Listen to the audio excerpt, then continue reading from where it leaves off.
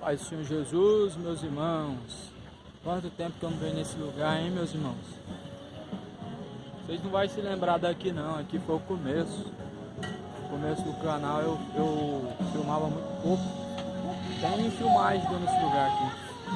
É o bairro da Vitória. Estou aqui na feira hoje para poder anunciar essa palavra gloriosa. Lugar muito bom para pregar a palavra de Deus. Olha como está aí. Começando a feira ainda, mas vamos anunciar essa palavra.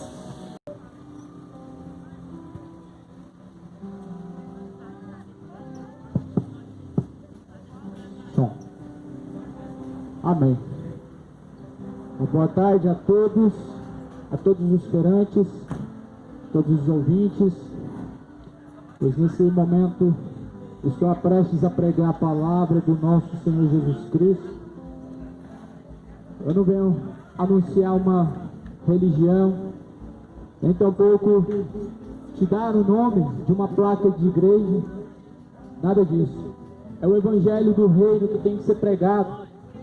Em 2 Timóteo capítulo 4, está escrito assim: que pregues a palavra, instes a tempo e fora de tempo, redaguardas, repreendas, exortes com toda a longanimidade e doutrina, porque virá tempo em que não sofrerão a sã doutrina, mas tendo comichão nos ouvidos, amontoarão para si doutores conforme as suas próprias concupiscências.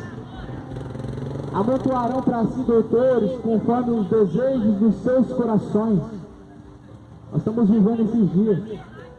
E o que está escrito aqui, nada mais, nada menos prega o Evangelho. Paulo estava exortando a Timóteo: Timóteo, prega o Evangelho dentro de tempo, fora de tempo, não perde tempo não. Que seja de manhã, que seja de tarde, que seja de noite, que seja na esquina, que seja no bar, em qualquer lugar, prega o Evangelho. Prega o Evangelho, porque haverá tempo e que não darão ouvidos à sã doutrina, mas se desviarão para caminhos tortuosos, darão ouvidos a fábulas, ou seja, mentiras. São esses dias que nós estamos vivendo. Darão ouvidos a doutrinas de demônios. Nós estamos vivendo esses dias, e não é coincidência. Não é coincidência do acaso. Esses dias chegaram aonde as pessoas preferem ouvir a mentira, aonde as pessoas estão indo de mal a pior, e ainda mesmo assim não querem ser exortadas, não tendo temor de Deus, mas antes querendo andar cada um conforme as suas paixões, os seus prazeres, a vontade do coração, a vontade enganosa do coração do homem, faz ele errar. Os desejos desenfreados do homem faz com que ele tenha escolhas erradas diante de Deus. E é por isso que a Bíblia vai dizer que há caminhos para o homem que parecem ser bons no princípio, no começo, mas o fim dele é a morte. Segundo o que nós entendemos na Bíblia, existem duas mortes. E é por isso que muitas pessoas ficam confusas. Mas peraí, pregador, todos os dias morre gente. Nós todos os dias vamos morrer, mas como assim? Como assim que o pecado traz morte? Como assim que tem caminhos que levam para a morte? Segundo o que está escrito em Apocalipse, o lago de fogo e enxofre é a segunda morte. A segunda morte. A primeira morte é a do corpo, a matéria física que desce para a sepultura. Depois a alma. A morte da alma é a condenação no lago de fogo e enxofre, o que é a segunda morte. Isso significa que nós temos uma chance enquanto há vida. Significa que enquanto há fôlego de vida dentro do teu pulmão, ainda há esperança de uma vida de mudança, há esperança para converter dos maus caminhos, para deixar os maus caminhos enquanto há vida. Mas segundo o que está escrito em Hebreus, capítulo 9, versículo 27, após a morte segue-se juízo. Após a morte seremos julgados. Não espera você que vai ter um purgatório te esperando. onde você vai poder se purificar. Ali você vai ter tempo para poder refletir e depois sobe para o céu. Mas espera aí, para que existe inferno então? Se ninguém vai para o inferno, se tem um purgatório, um lugar onde você é purificado e sobe para o céu, então para que inferno então? Deus errou aonde? Ou será que é você que está errado? Meu amigo, não se engana. Paulo estava dizendo para Timóteo: eles darão ouvidos às fábulas. O purgatório é uma fábula. Darão ouvidos à doutrina de demônios. A reencarnação é doutrina de demônios. O purgatório é fábula. Não existe um versículo na Bíblia sequer onde aponta um purgatório. A Bíblia aponta Jesus Cristo como o homem que tira o pecado, o homem que limpa o homem do seu pecado. Em Apocalipse capítulo 22, no versículo de número 14, Jesus vai dizer: pois bem-aventurado, ou seja, mais do que felizes, aqueles que lavam as duas vestiduras do sangue do Cordeiro, para que tenham então direito de entrar pelas portas da cidade, para que tenham direito a entrar pelas portas da cidade, para que possa ser um morador, um cidadão do céu. Tem que lavar-se do pecado no sangue de Jesus. Ou seja, a purificação não é um lugar. A purificação está em Jesus Cristo, o Senhor. É Ele quem perdoa os pecados, e Ele perdoando os pecados, suas vestiduras são limpas.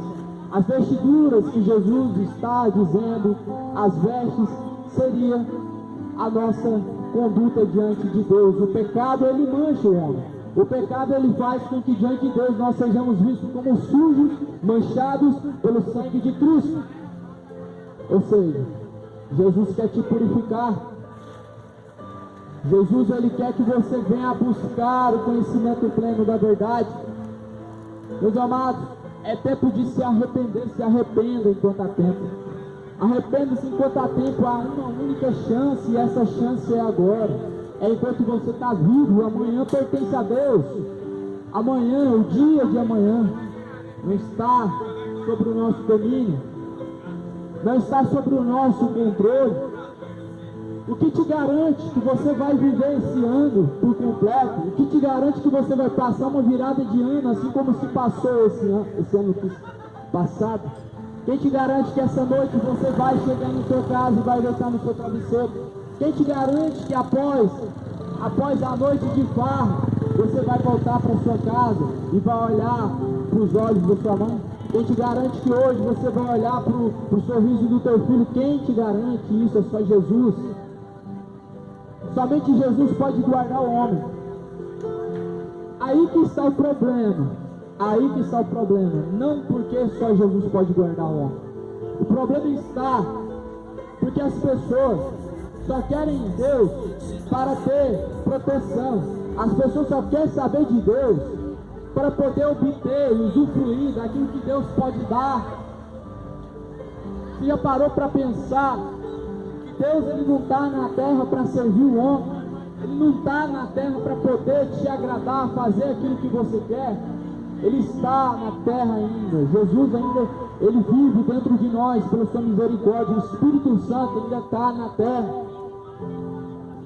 Ele quer habitar dentro de você, mas porém, ele não divide essa casa que se chama corpo com cachaça. Ele não divide esse corpo aqui que está servindo para adorar aos homens através do futebol, trazendo idolatria terrível, tem trazido diante de Deus o futebol.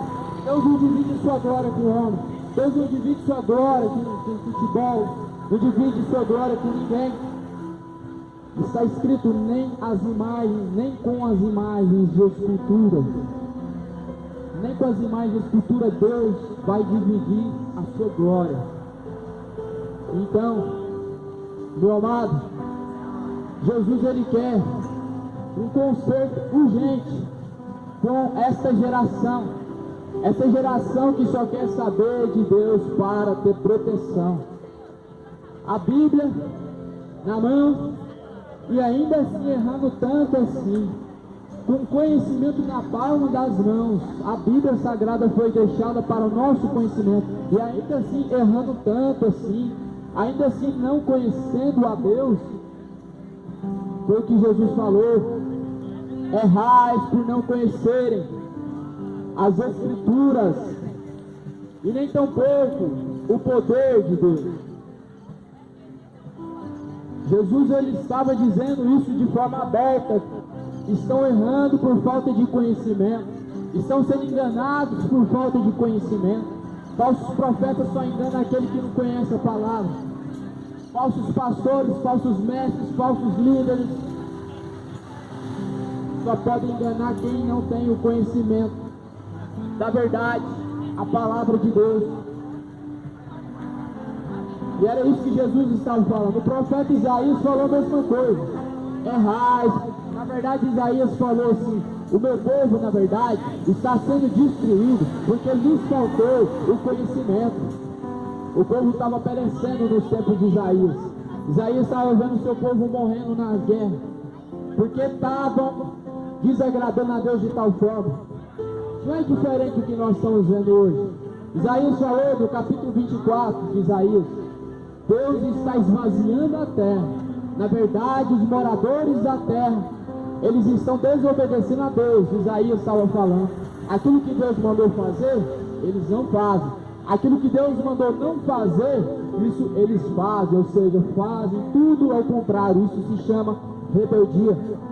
Rebeldia é o ato de se rebelar contra, é o ato de fazer ao contrário. E é isso que muitos fazem quando não estão buscando conhecer a Deus. Mas como conhecer a Deus? É na igreja tal, qual que é a igreja verdadeira? É naquela da esquina, da direita? Não é assim que conhece a Deus. Está aqui o conhecimento de Deus na palavra. Nós temos uma Bíblia Sagrada e ali se encontra o conhecimento verdadeiro de Deus. João fala uma palavra tão poderosa e tão reveladora que transforma vidas até hoje. Até hoje, eu sou um testemunho dessa palavra de João 8,32. E conhecereis a verdade vos libertará. Na prática, a verdade te liberta.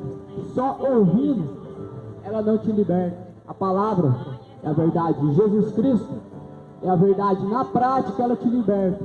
Agora, só ouvindo não tem transformação de vida. Tiago capítulo versículo 22. Não sejais somente ouvintes da palavra de Deus, enganando-vos a vós mesmos, mas sejais cumpridores desta palavra. Sejais cumpridores desta palavra. É por isso que estamos vendo tantos evangélicos indo para o inferno. Sim, uma grande maioria está dentro da igreja, mas não está em Cristo. Uma grande maioria é evangélica, é católico, mas não conhece a Cristo. Não conhece o poder de Deus que é manifesto pela palavra. Porque a verdade, que é a palavra, deixaram de lado para poder ouvir filosofias, para ouvir fábulas, discursos. Hoje em dia tem até piada em cima do púlpito. Que palhaçada que é essa? Uma verdadeira palhaçada mesmo. Em cima do púlpito, piada. Isso não é culto para Deus. Isso virou um show de humor. É muito perigoso. Isso que estão fazendo em cima do púlpito. Estão pagando pastor para fazer humor em cima do púlpito. Eu não preciso falar o nome, porque se falar, aí já fica antiético, né? Aí as pessoas já escandalizam, mas todos sabem. Quem que é o palhaço que está aí hoje em dia, usando a palavra de Deus para arrancar sorrisos e não para ensinar a verdade? A verdade está escrita, mas os homens erram tanto por não querer conhecer ela, a verdade. As pessoas vão atrás de saber quem que vai jogar mês que vem, quem vai jogar semana que vem, quem que está classificando. Elas estão por dentro de tudo que interessa, sabe o que é que vai passar na novela, que vai passar daqui a pouco, mais tarde, amanhã, sabe de tudo que tem interesse, sabe aonde vai ter festa, sabe de todas as coisas, mas o conhecimento que salva a tua alma é esse que está faltando na terra. O conhecimento da palavra de Deus, meu amado, se desperta. Até Satanás conhece a Bíblia. A diferença é que ele não vive ela. E nem mesmo se ele quisesse hoje viver essa palavra, não haveria chance para ele, mas para você tem. Hoje eu estou completando a 7ª vez que eu leio a Bíblia de Gênesis e Apocalipse. Por que eu estou te dizendo isso? Certa vez eu ouvi um pastor dizendo a verdade. Até Satanás conhece a Bíblia de capa a capa. Aí eu me senti desafiado. Se até Satanás, que está condenado, conhece a palavra, eu que digo ser filho de Deus e digo ser servo de Deus, não conheço a Bíblia, aí está errado. Aí não tem como eu dizer que eu amo a Deus. Olha o que está escrito aqui no livro de João. 1 João, primeira carta de João, no capítulo de número 2, e versículo de número 4. Eu vou ler o versículo 3. E nisso sabemos que o conhecemos, se guardamos os seus mandamentos. Aquele que diz, eu conheço, e não guarda os seus mandamentos, é mentiroso. Vou repetir, aquele que diz, eu conheço e não guarda os seus mandamentos, é mentiroso. E nele não está a verdade. Mas qualquer que guarda a sua palavra, o amor de Deus está nele, verdadeiramente aperfeiçoado. Nisso conhecemos que estamos nele. Então, versículo 5. 1 João capítulo 2, a partir do versículo 3 até o 5.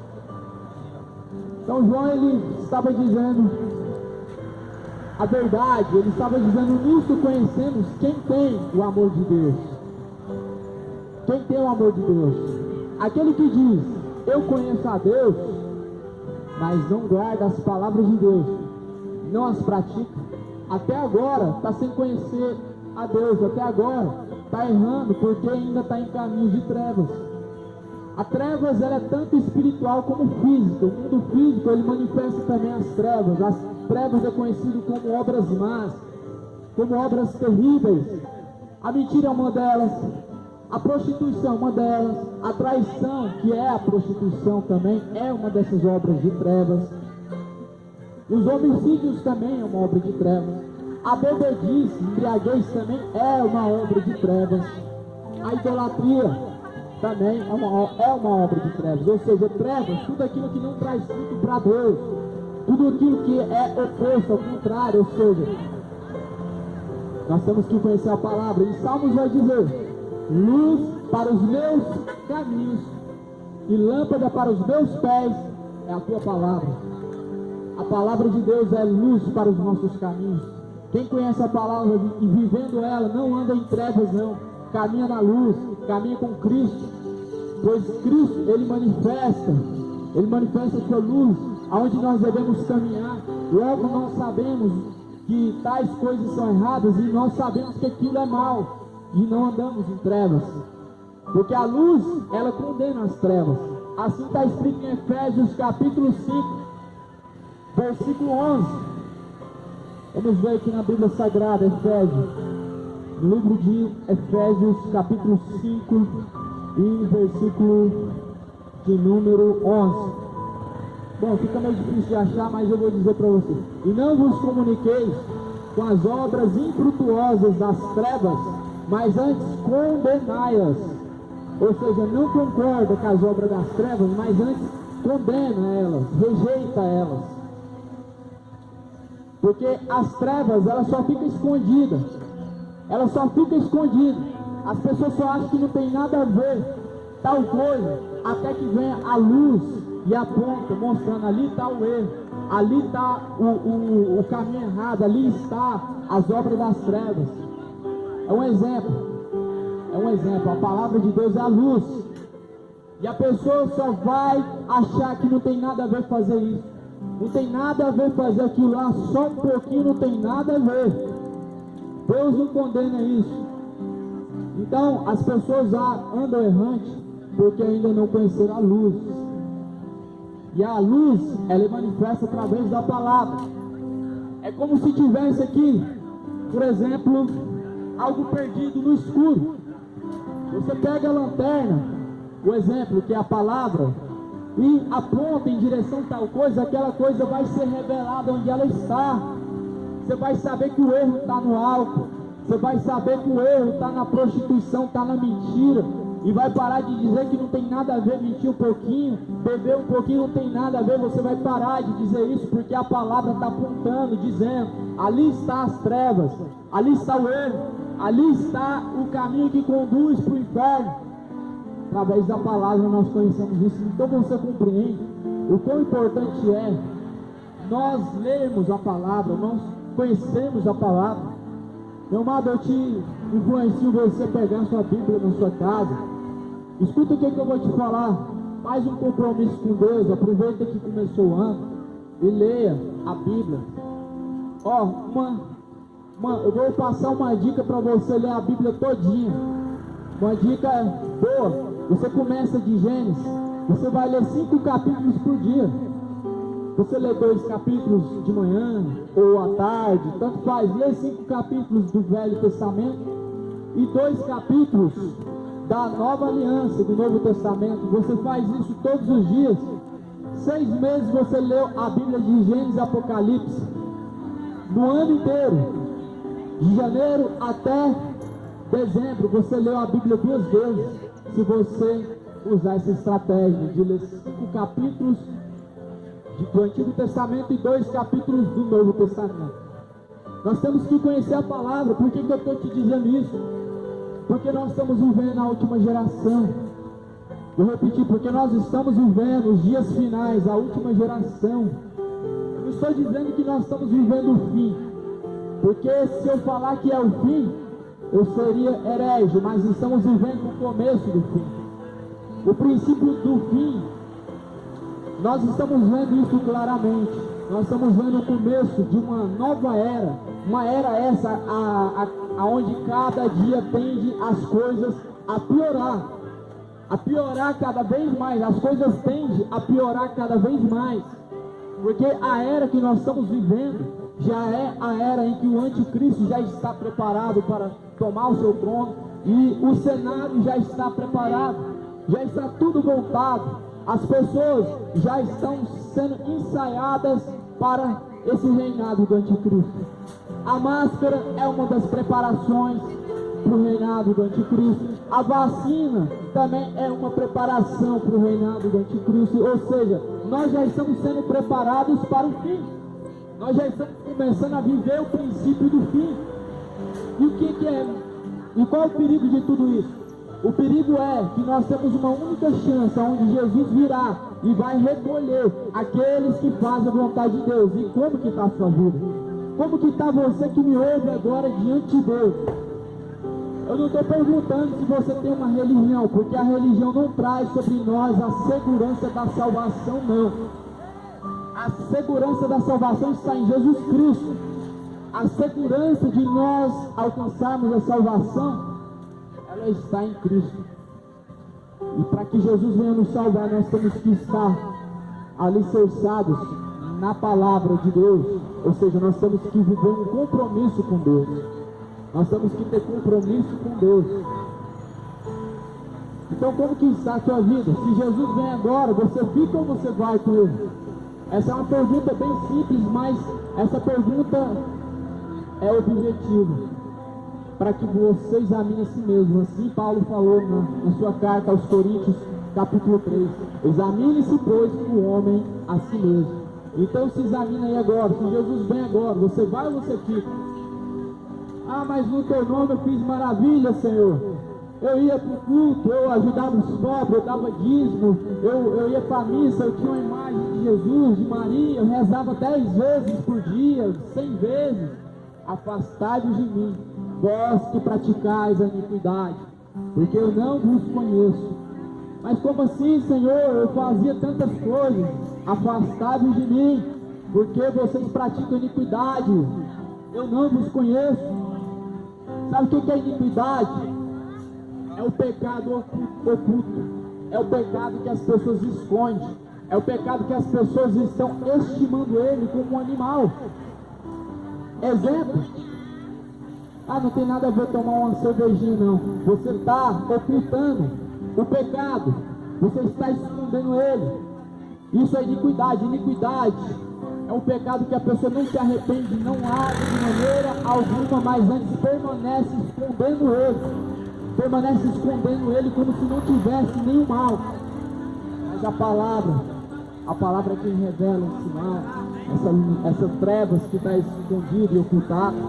E aonde que a palavra, a luz, a lanterna para os nossos caminhos, vai revelar para nós que é pecado. O que é pecado?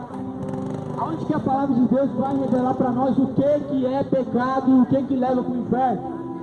Apocalipse capítulo 21 e 22, Gálatas capítulo 5, 1 Coríntios capítulo 6, versículo 9 e 10. Eu vou ler um desses capítulos com você. Eu vou ler 1 Coríntios.